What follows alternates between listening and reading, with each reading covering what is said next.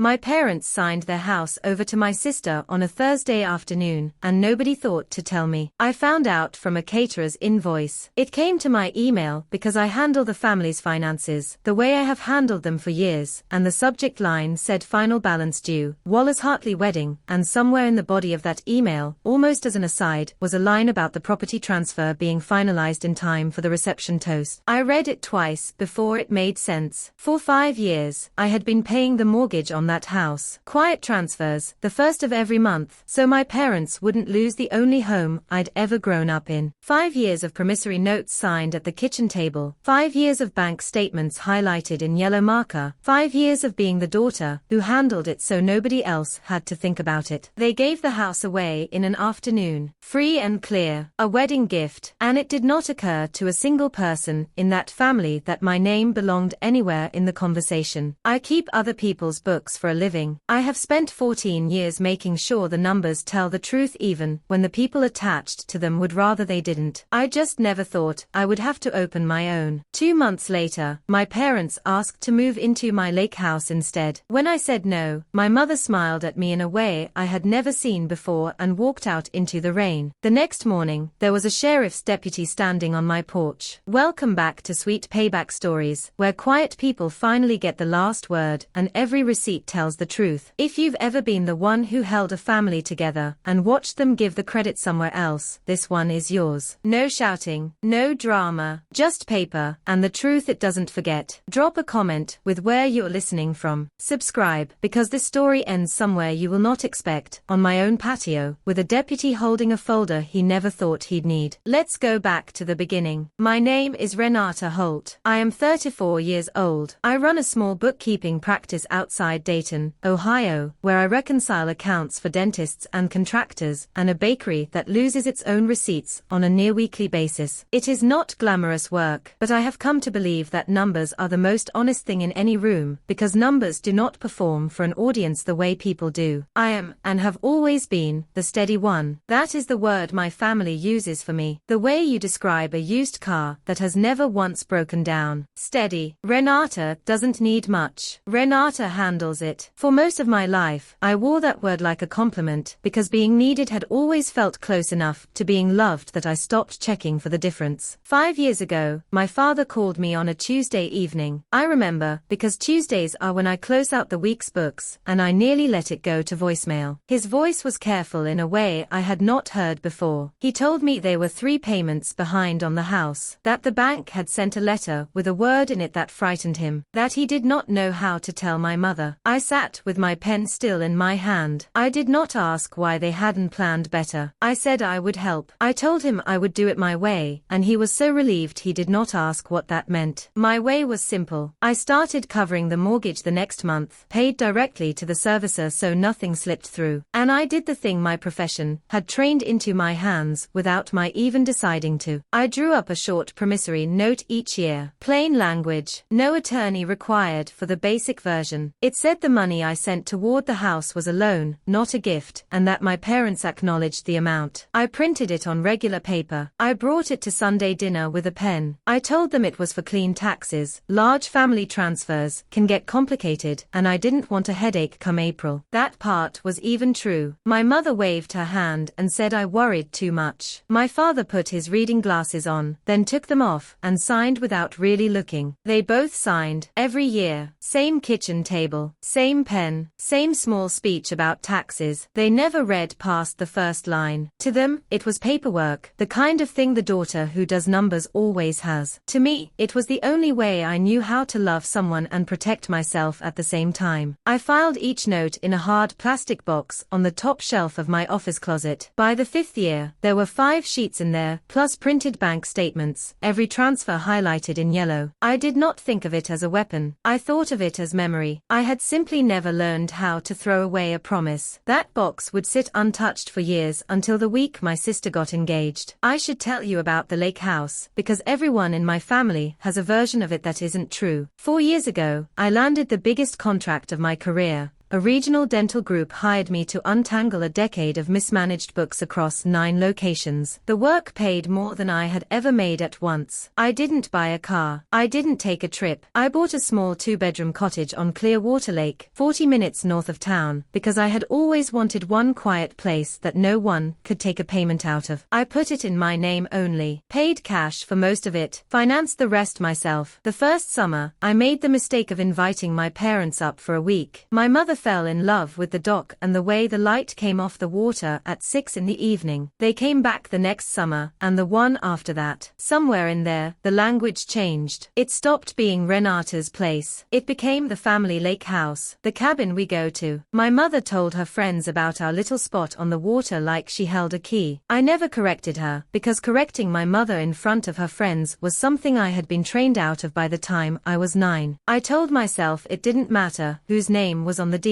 A house is a house. Let her have the story. I did not yet understand that the story was the whole point. Whoever owns the story believes they own the house. My younger sister, Megan, is 5 years younger than me, and she got engaged that spring to a man named Brent Calloway. Brent sells commercial insurance and discusses it the way some men discuss things they survived. The engagement turned my mother into a different woman entirely, lighter, busier, glowing in a way I had not seen from her in years. Within 2 weeks there were menus and venues and a color called dusty sage that I heard about so often I started seeing it in my dreams. I was happy for Megan. I want that on the record, plainly, because what comes next requires you to understand that none of this began with resentment. But within 2 weeks, a familiar gravity took hold, the one that has organized my entire family since I was small. Whatever Megan needed, I would quietly provide. My mother said it at the kitchen table, over a binder of seating charts, without even looking up. "You'll help with the deposits, won't you, Renata? You're the steady one. Megan needs the help." She said it like a fact about the weather, not a question. I felt the old yes rising in me, automatic and ancient, the reflex of 30 years. Megan needs the help. I had heard that sentence in 100 shapes across my whole life. Megan needs the bigger room. Megan needs the car for the weekend. Megan's having a hard semester, go easy on her. I was the one who didn't need things, which I had slowly come to understand meant I was the one whose needs were invisible. I said I'd look at the numbers. My mother smiled, satisfied, and turned a page. I drove home that night and sat in the dark for a while. Something was coming. I could feel it the way you feel a storm pressure change before the sky does anything visible. I just didn't know it would arrive wearing a tuxedo. That spring, planning Megan's wedding, I started having a low hum of dread I couldn't quite name. My mother began asking offhand questions. How much did the lake house cost again? Did the upstairs bedroom have its own heat? Would the dock hold a wheelchair someday, just in case? I answered all of it lightly. I told myself she was getting sentimental about aging. I mentioned it to my friend Priya, a paralegal I've known since community college. She gave me a long look over her coffee and said, "Make sure your paperwork's in order, Renata." I laughed. I told her my paperwork was always in order. I just didn't yet know what for. The wedding was in June at a barn venue with string lights and exactly as much dusty sage as you'd expect. I paid for more of it than I'll say here. I sat at the family table near the front and clapped at the right moments and meant most of it. Megan looked beautiful. Then during the toasts, my father stood up. This was unusual. My father does not like standing in rooms full of people. He held a paper that shook slightly in his hand, and he cleared his throat twice, and my mother watched him with a pride so fierce it was almost frightening. He said that he and my mother wanted to give Megan and Brent a gift to start their life, something lasting, something that said this family takes care of its own. Then he said it. They were giving the kids the house, the family house, free and clear, signed over that very week, so the newlyweds would never have to worry about rent the way young couples do. The barn erupted. People stood. Someone cried. Brent put a hand over his heart like he'd been struck. My mother was beaming, actually beaming, directly at me, as though I should be the proudest person in that room. And I sat very still, a champagne flute going warm in my hand, doing the only thing I know how to do under pressure. I did the math. The house they had just given away, free and clear, was the house I had carried on my back for 5 years, so it would still exist to give. Nobody in that barn knew that. My parents had simply forgotten to carry the number forward. I didn't make a scene. Making a scene was never in my vocabulary. And besides, what would I even have said? I covered covered the loan that saved the house you just gave to someone else in front of 200 guests and a string quartet. No, I smiled. I clapped, because I am very, very good at the thing my family taught me. But underneath the table, my free hand had closed into a fist so tight, my nails left 4 small crescents in my palm. I found them the next morning. I almost laughed. 5 years. The word kept repeating like a stuck meter. 5 years of payments made invisible the instant they weren't needed anymore. I want to pause here, because I know some of you watching have been the load-bearing wall in your own family. You know what it is to give until it's simply expected, to have your sacrifice absorbed so completely that no one even tastes it anymore. If that's you, put one hand on your chest right now and remember that being dependable is a gift you choose to give, not a debt you owe by being born first. Then drop one word in the comments for the family member who leaned hardest. I read every one. Back at the barn, I made it through the rest of the night on autopilot. I hugged my sister. I told her I was happy. The strange thing is, I was, somewhere, in a sealed-off room of my heart that had nothing to do with the rest of me. It was only in the car, 40 minutes of dark county road, that I let myself feel the size of it. I went home and climbed the step stool to the top shelf of my office closet. The box was right where I'd left it, a little dusty, the lid stiff from years unopened. I sat on the floor in my wedding clothes and went through it slowly. 5 promissory notes, 1 for each year, each with 2 signatures I knew better than my own. Diane Holt, Walter Holt. Beneath them, the bank statements, every transfer I had ever made, highlighted in the same yellow marker. A running total written in my own neat hand at the bottom of the last page. It was a real number, not a fortune, but the kind of figure that changes a retirement. The kind a young couple would feel for years if it ever landed on them. I sat with it. I want to be honest about what I felt, because it wasn't a movie moment. It wasn't triumph. It was grief. Specifically, the grief of finally seeing clearly what you had spent years choosing not to see. They hadn't forgotten the money because they were cruel. They had forgotten it because I had made myself so easy to forget. I had wrapped my help in tax talk and silence and waved hands, and they had simply accepted the gift the way you accept good weather without wondering who arranged the sky. I closed the box. I did not call anyone. I did not send an angry text. I had no plan yet, only a quiet certainty settling into me like sediment. I would not be making the next payment, and I would never again let anyone in my family tell me what I did and didn't need. I put the box back, lower this time, on a shelf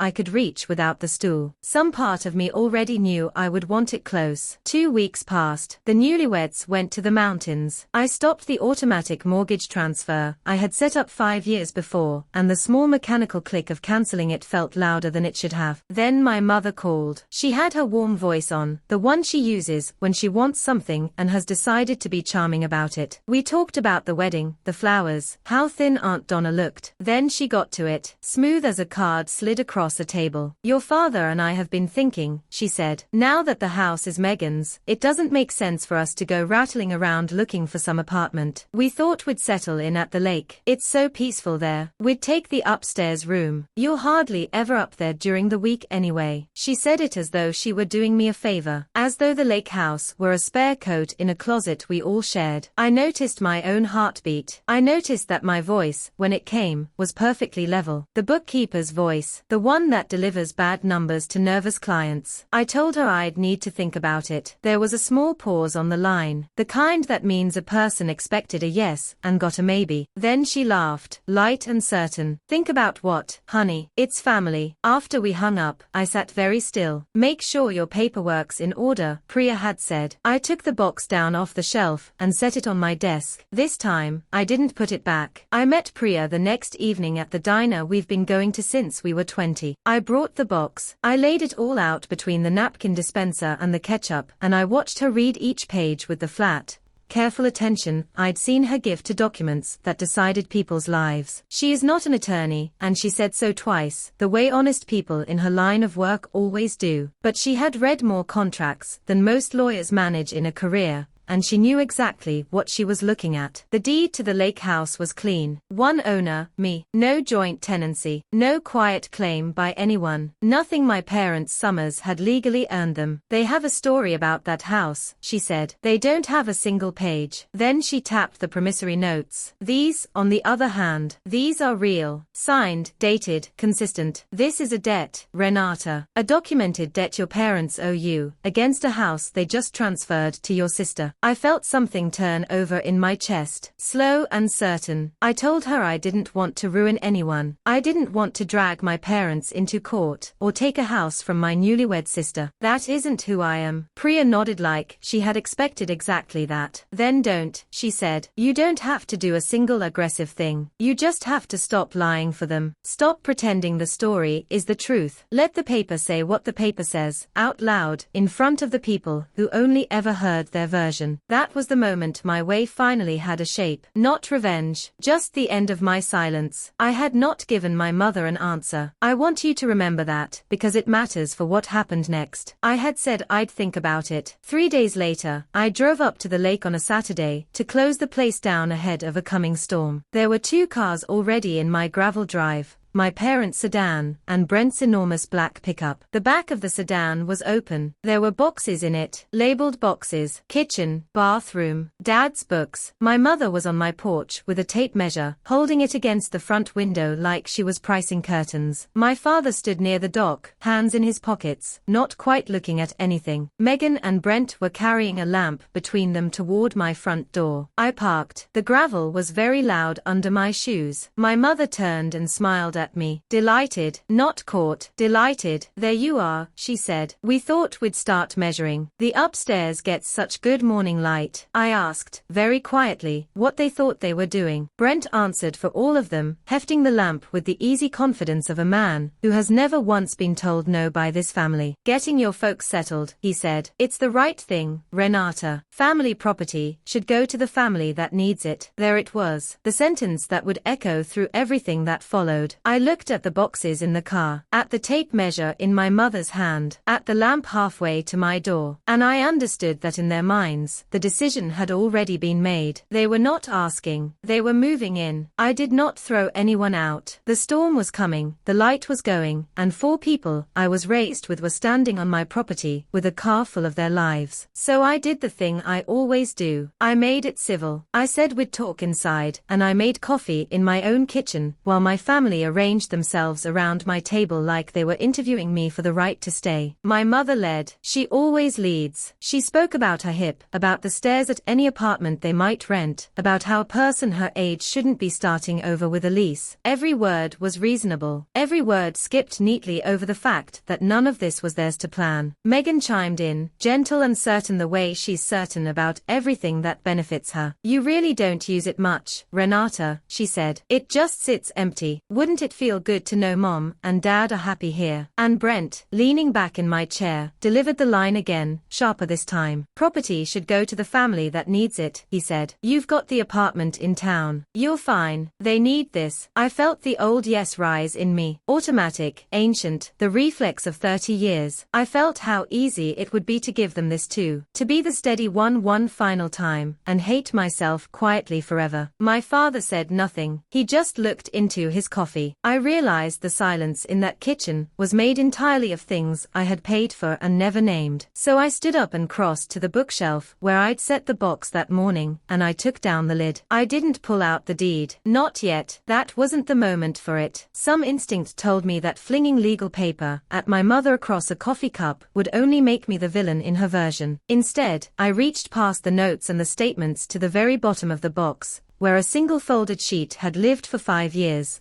soft at the creases from one early reading. It was a letter. My father had written it the week I started covering the mortgage, and mailed it to my apartment, which is a thing my father has done maybe 3 times in his life. I had read it once and then put it away, because it hurt to keep where I could see it. I unfolded it at my own kitchen table, and did not read it aloud. I just set it down in front of him, facing him, and watched his face change. The handwriting was his. Renata, I know what I'm doing. I'm asking my own daughter daughter to save this whole family, and I don't have any right to. You never make me feel small for it, which is more than I deserve. I'll pay you back somehow, even if it takes me the rest of my life. I'm sorry it's you again. It's always you. And you never once asked why. Love, Dad. My father put his glasses on with a hand that wasn't steady. He read his own words. The kitchen had gone very quiet, the kind of quiet that has weight. My mother reached for the letter. I covered it with my palm, gently, and said the only thing that was true. I kept everything, I said. I told them not to. I just never learned how to throw away a promise. Nobody moved. Outside, the first rain hit the lake. My mother recovered fast. She always does. The softness that had crossed the room when my father read that letter, she gathered it up and folded it away like it embarrassed her. She said the letter was a long time ago. She said my father gets emotional. She said, with a small laugh, that none of this changed the simple fact that family helps family, and that I had plenty, and they had a little, and what kind of daughter lets her parents go without? I let her finish. Then I said no. Once, quietly, the way you state a closing balance. I told them I loved them, that I would always make sure they were safe and housed, that I would sit down and talk honestly about the money between us for the first time. But the lake house was mine. They would not be moving in, and I was done pretending otherwise to keep the peace. The table was silent. Megan's mouth opened and closed. Brent's jaw worked like he was chewing something tough. My mother looked at me for a long moment with an expression I had never seen her wear, something cold sliding in behind her eyes. Then she did the thing the whole story turns on. She smiled, not a warm smile, a small, certain, almost pleased smile, the smile of a woman who has just decided something and is content to let you find out later. She stood, smoothed her slacks, told everyone it was time to go before the roads got bad. She gathered her purse. She walked out into the rain to the car full of boxes. They would not be unpacking here. She did not slam the door. She did not raise her voice. She just smiled and left. I should have been more afraid of that smile than I was. The next morning was Sunday. I was at my apartment in town, sitting with coffee and the crossword, the storm long blown through. Everything washed and quiet. I had slept badly, but I had slept. I remember thinking the worst was over. Then someone knocked. 3 firm knocks, evenly spaced, not the knock of a neighbor. A sheriff's deputy stood on my step. Young, polite, a clipboard, the careful neutral expression they are trained to wear. He asked if I was Renata Holt. He said my name like he was reading it off something. Then he told me a report had been filed against me. My parents, he said, had come into the station that morning and made a complaint that their adult daughter was wrongfully withholding family property from them, and that she had been, he chose his words carefully, taking financial advantage of her elderly parents. The coffee in my hand went strange and far away. Taking financial advantage of my parents. The phrase was so backward, so perfectly inverted, that for one full second I could not make my mouth work. I had carried that house for 5 years. I had loaned them a real sum and never charged a dime of interest. And my mother had walked into a sheriff's station and described me as the one preying on them. That was the smile. That was what the smile had meant. She hadn't lost. In her mind, she had simply changed the game to one where the paper didn't matter, where the only thing that counted was who told the story first. Here is where the bookkeeper saved me. If you panic when someone in a uniform says financial advantage, you make noise, you protest, you cry, and you look exactly like a person with something to hide. I didn't panic. I had spent 14 years sitting calmly across from people terrified of being audited, telling them the same thing every time. The truth is boring, and the truth has paperwork. I invited the deputy in. He declined coffee. I asked for 90 seconds. I went to my office and came back with the deed to the lake house and my driver's license, and laid them on the table side by side. One owner, Renata Holt. The address matched. The name matched. He looked at it for a while. I told him evenly that this was my home, purchased 4 years ago with my own funds, that my parents had been summer guests, who now wished to move in permanently, and that I had declined. I told him there was a great deal more paper if he wanted it. He didn't need it. He set the clipboard down and his posture changed, the way a person relaxes when a thing they were told was a crisis turns out to be a family argument. He explained kindly that this was a civil matter, a property dispute, not a crime. He could not remove me from my own deeded home. And frankly, he said, the financial abuse angle didn't hold up against a document with my name on it as sole owner. I thanked him. He paused at the door. For what it's worth, he said, the person who actually owns the house usually isn't the one being taken advantage of. Then he was gone, and I stood in my kitchen and finally started to shake. It took 2 days for the story behind the story to leak out, the way these things always do in a family that can't keep a secret to save its life. It was Brent's idea. My sister told me herself, in a rushed, frightened phone call she made the second she got scared. Brent had convinced my parents that the way to get the lake house was to establish on the record that they were the wronged party. Get there first, file the complaint, make me the predator, before I could think to make myself the victim. He had assumed, the way confident men assume, that somewhere there must be paperwork proving the lake house belonged to the family, because in his world, property belongs to whoever feels entitled to it most loudly. The detail that undid them was simple. Brent had never once imagined the deed had only my name on it. Neither had my mother. They had told their story so many times that they had come to believe the law would simply back it up. Megan's voice on the phone was thin and high. Renata, is it true the house is only in your name? Only yours? I told her yes. Only mine. Always only mine. There was a long silence. Then she said something that told me the ground had shifted under all of them. Mom is furious, she whispered. She's calling everyone. She's planning a whole thing at the lake. She wants the aunts there. She wants the officer there. She says you'll have to explain yourself in front of everyone. My mother's plan was a family meeting. In my family, a meeting is not a conversation. It is a court. She has held them my whole life, gathering whichever relatives would nod along, then prosecuting whoever had failed her that season. She always won them, because she controlled the venue, the guest list, and the story, and the rest of us had been raised to confuse her certainty with authority. This time, she set it at the lake. My lake. The audacity of it would have been funny, if it hadn't been so precise. She invited both my aunts, Donna and Linda, who had witnessed every family tribunal for 40 years. And she did one more thing that showed me she truly did not understand what she was holding. She called the sheriff's office and asked the same deputy to come, framing it as a welfare check, so he could witness the disturbed daughter refusing to do right by her parents. She wanted law enforcement in the audience. She was so certain the uniform would side with the story over the paper that she invited the very person who had already read my deed. When Megan told me that part, I closed my eyes and breathed out slowly, because I finally understood. I was not walking into an ambush. My mother was building a stage, inviting witnesses,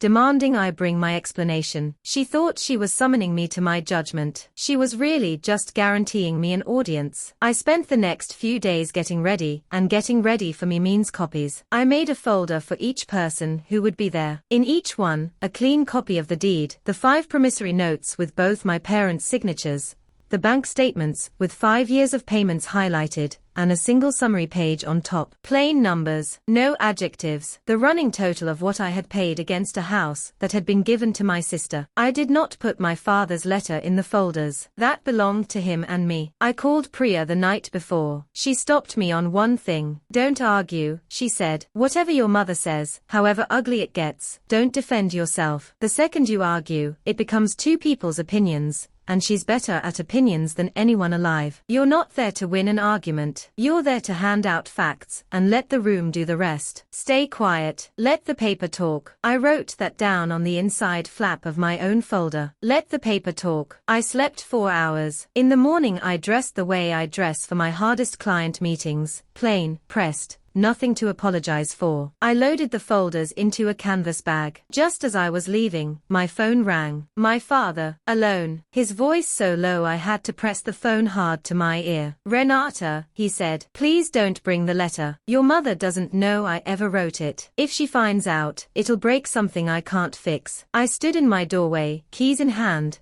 and asked him a question instead of making a promise. Dad, I said gently, if you know I'm telling the truth, why are you letting her do this? The line was quiet for a long time. I could hear a clock in their kitchen, the same clock from my childhood. Because I'm a coward, he finally said, his voice cracking on the word. Because it's easier to let you be strong than to make her stop. It's always been easier. It was the most honest thing anyone in my family had said to me in years. It broke my heart and freed me at the same time. I told him I wouldn't read his letter to the room. I meant it, but I told him I was going to tell the truth about the money. All of it. and that he could sit there while his wife called me a thief. Or he could find, just once, the thing he'd never found before. I didn't say the word. I let it hang. I told him I loved him, and I drove 40 minutes north to my own house to be put on trial. They were already arranged in my backyard, like a painting of a tribunal. My mother had set my own patio chairs in a loose semicircle, facing one empty chair, mine. Aunt Donna and Aunt Linda sat to one side with the stiff, thrilled posture of women who love nothing more than a family reckoning. Megan and Brent stood near the dock. My father sat at the edge, half turned away, looking at the water. And near the back, in plain clothes but unmistakable, was the deputy, holding a paper cup of coffee my mother had no doubt pressed on him. My mother stood in the center of my yard like she owned the light. She did not wait for me to sit. She began the moment my feet hit the grass, her voice pitched for the cheap seats, performing for the aunts, for the officer, for the lake itself. She told them I had always been difficult, cold, that I measured love in dollars, that I had a house sitting empty while my father needed somewhere to grow old, and that I was choosing my pride over my own parents. She was good. I'll give her that until the day I die. She built it beautifully, brick by brick, and I watched my aunts' faces harden against me exactly as she intended. Then she turned to me, certain of her verdict, and delivered the line she'd used to load me up since I was a girl. "You're the steady one, Renata," she said, soft now, almost tender for the audience. "You've never needed anything. You don't need this house. Why are you doing this to your family?" The yard waited. I did not raise my voice. "I want you to picture this, because it's the whole point of everything I am." My mother had performed for 10 minutes, and the natural thing, the human thing, would have been to match her heat with my own. I had every reason. I chose the other thing. I set my bag down on the patio table and started handing out folders. One to Aunt Donna, one to Aunt Linda, one to Megan, whose hand was already trembling. After a pause, one to the deputy, who took it with a small nod. I gave my mother nothing to hold. "I'm not going to argue with you," I said, my voice so quiet the lake almost swallowed it, so they all had to lean in to hear. "I'm just going to show you what's true." I told them plainly what was in the folder. The deed to the house we were standing on, one name, mine, bought with my own money 4 years ago. Then I told them about the other house, the family house, the one given to Megan at the wedding. I told them that for 5 years I had paid its mortgage, that without those payments, there would have been no house to give anyone. I told them to turn to the signed notes, where, in my parents' own handwriting, year after year, they had acknowledged the debt. The yard went so silent I could hear the dock creak. Aunt Donna's mouth opened as she read. Aunt Linda put her hand to her throat. I looked at my mother, who for once in her life had nothing to say, and gave her the only sentence I'd rehearsed. "I'm not taking anything from anyone," I said. "I'm just done paying for a house that was given away without me." The deputy ended it, and he did it without raising his voice either. He read the folder for a moment, the deed, the summary page, then stood and addressed my mother directly, polite as ever, but final. He said he had already reviewed the ownership of this property earlier in the week, that it was, without question, a civil matter, and not a criminal one, and that there was nothing here resembling financial abuse. Then he added the part that took the air out of the yard.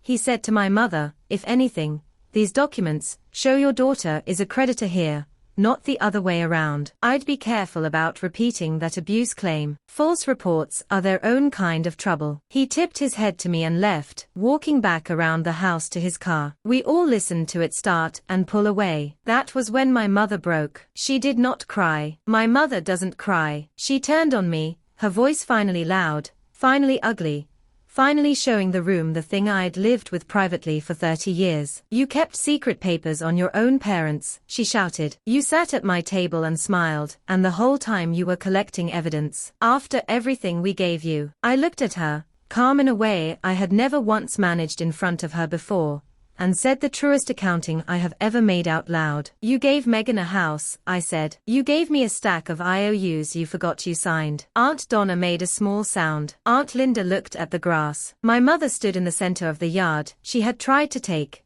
surrounded by people who had just read in her own handwriting exactly what she'd spent a lifetime making sure no one ever counted. Megan was still holding her folder. I watched her read the summary page a second time, and watched the moment the real number landed, the moment she understood that the house she'd been gifted at her own wedding came with a documented debt attached, owed legally to me, against the very walls she now lived in. Her face went pale. "What does this mean?" she asked, voice small. "For the house. For us." I could have frightened her. Some part of me was tempted to let her feel, for one afternoon, a fraction of the ground I'd spent 5 years standing on alone. But I am not my mother. I don't win by making people smaller. Brent, who had been so loud in my kitchen, who had told me 3 times that property goes to the family that needs it, had gone completely silent by the dock. That silence was its own kind of justice. I turned to him and gave him his own words back, gently,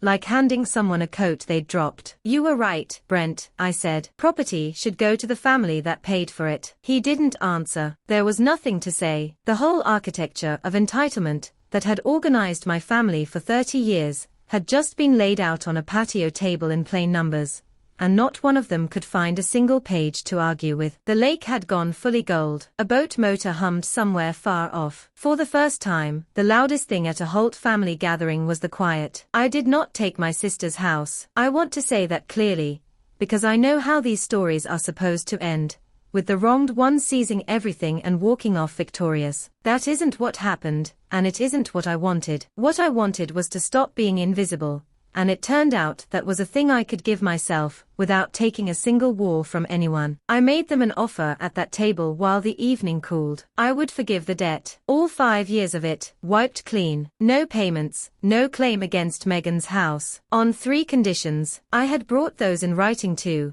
because I had finally learned that in my family, a kindness spoken aloud evaporates by morning. First, that my parents would permanently stop treating my property and my money as a shared family resource. Second, that they would arrange their own retirement honestly, with the income they actually had, and that I would help them do it as their daughter, not as their bank. Third, a real apology, not to the room, to me out loud, at that table, in front of the same aunts who had just watched me prosecuted. My father went first. He signed the page with a hand that shook. Then he looked up at me, eyes wet, and said he was sorry, that he had known the truth for 5 years and let me carry it, because it was easier, that no daughter should have to be that strong for that long. My mother took the longest. She stood at the edge of the patio with her arms crossed, and I genuinely did not know if she would do it. But the aunts were watching, and the papers were real, and the story she'd lived inside her whole life had finally hit a wall it couldn't talk its way around. She signed last. Her apology was thin and stiff and clearly cost her everything she had. It wasn't much, but it was the first time my mother had ever said the words "I'm sorry" to me and meant even a little of it. I decided that little was enough to build on. I kept the lake house. I stopped the payments on the other one for good. And when I drove home that night,